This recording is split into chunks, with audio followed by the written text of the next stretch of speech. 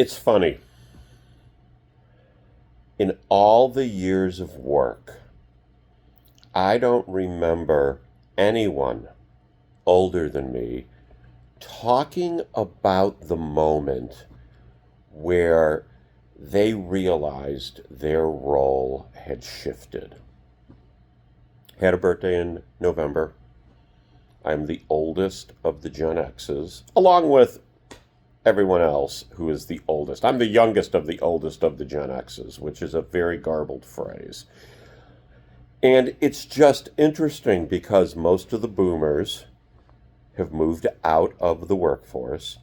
Gen X is now, for all intensive purposes, the largest labor bloc out there with a wealth of wisdom, understanding, and knowledge of how things were, how things have evolved, although I don't necessarily like that word. But, I grew up with rotary phones and a black and white TV.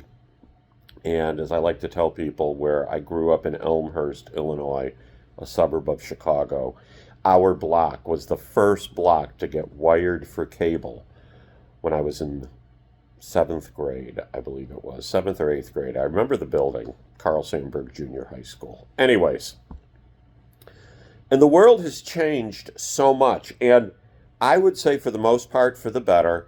Our politics are far uglier and even more polarized, or just one centrist party, but that's a whole nother conversation.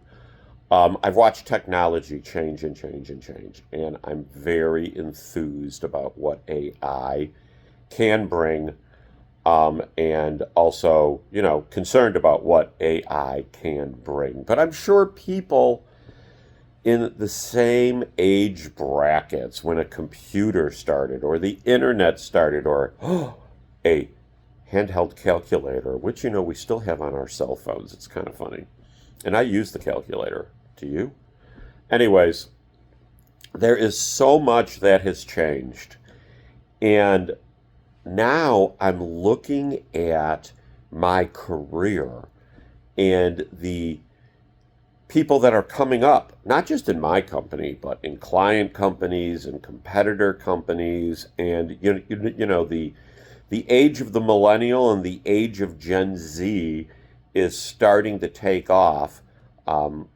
I think a lot more people in Gen X would rather just be, I don't know, wise sages or advisors than taking the lead. At least for me, being the face is not necessarily what I'm looking for. Not that I wouldn't do it, but it's not something I am pursuing any longer. I am really instead leaning into what I have learned over the years and applying it, whether it be in faith, or religion, or whatever you want to call that slice, where I grew up Jewish and now I'm a Christian and a follower of Jesus Christ, or you want to look at work, where I've been in the same vertical forever and a day within the building service contractor industry, from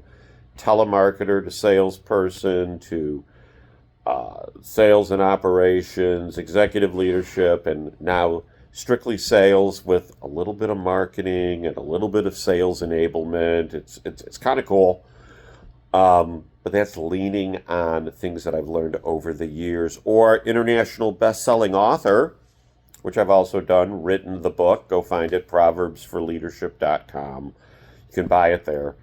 Or you can go on Amazon and find it. It is just very, very interesting. The changes of life. And back to my original point, I don't recall 20 years ago, when I was 40, someone telling me that one day you're going to be 60 and you're going to look around and you're going to realize your priorities are different. Or maybe they did tell me and I just didn't pay attention. That is entirely possible too. So that is what I guess my message is. Pay attention. Look at the season or the age in which you are living. Look at where it began, look at where you are, and look at where you want to be. And ask yourself, one, am I happy with where I am? Happy. Not enthused, not jubilant, not thrilled, happy. And if not, what do you have to do to be happy? Two, whatever that future you're desiring is, decide when it is. Maybe it's the gray, maybe it's the birthday, maybe it was the season, but I had a couple people ask me during the holidays, so, when are you thinking about you're going to retire? And I'm like, huh? And it's made me think about it. And I've actually got a target now. Because before I thought I would work forever. And frankly, it's not that I can't with technology, but why would I want to? So I'm wrapping my head around that. Turning 60 has been very interesting. So just look at all that. Look at where you are and where you want to be. You know, my book, Proverbs for Leadership, you must understand yourself and improve if you desire leadership that will produce success in others. The key there is you must understand yourself and improve. And I know that I am still on that journey. And you probably are too. The question is, are you willing to continue to engage in that journey?